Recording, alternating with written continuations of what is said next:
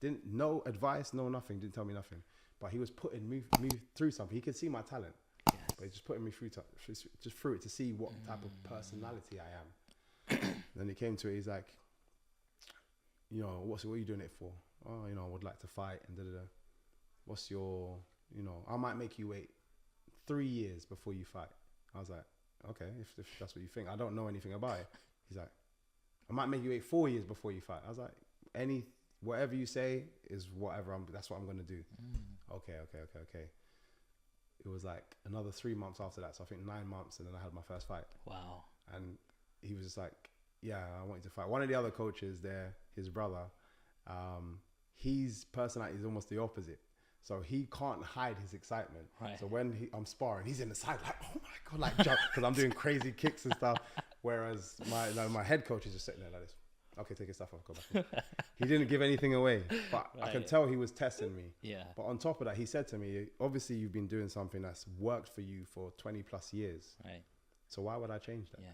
Not only that, I walked in one time, came into the gym early, and he was practicing my style.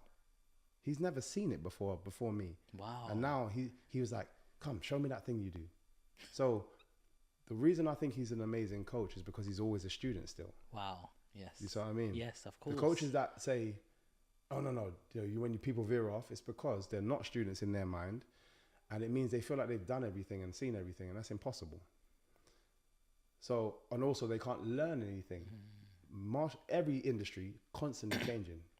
Sometimes it goes full circle. Always, what was jiu-jitsu might have been successful back in the day, it's not anymore. But then it might be again tomorrow. But so you have to keep learning and updating with everything.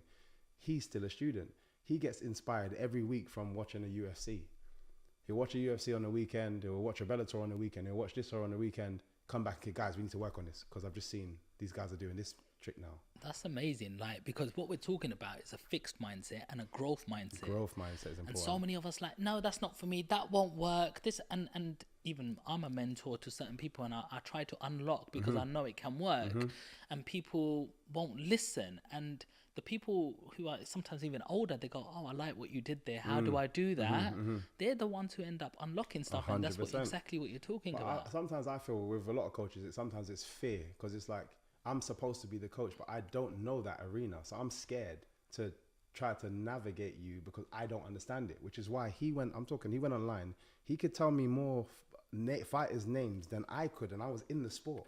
He was like, this guy such and such did this kick. And I'm like, how do you know that? But he just found a couple of my fights, and you know what? He usually gives suggestions of new fights. So Brilliant. He's talking about this guy, Raymond Daniels, and then that guy, and then this guy, and this guy. And he's like, oh yeah, I've seen this guy do that. Who's this guy? And he was fascinated with it. He's like, because it works. I know it works because I've just put you in blind and you've managed to survive. Yeah. So it works. So, okay, cool. I need to understand what that is. Now, that style, he's now taken it on and he's asked me to teach Joe, John Hathaway. John Hathaway was in the UFC at the time. Show John Hathaway how to do that bounce. Oh, okay. I'm like, Jesus, this is the UFC guy, but you're asking me to show him. Okay, now show these guys. Now he's teaching everybody. We had KSI trains in our gym.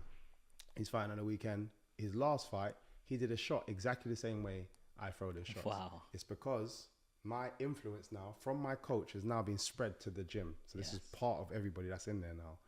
You know what I mean? But it takes a coach that has that kind of mindset and is first and foremost a student. Yeah. That's how it works. How does that make you feel? Someone's using your shot in that ring and it works, like, because it's not about you anymore.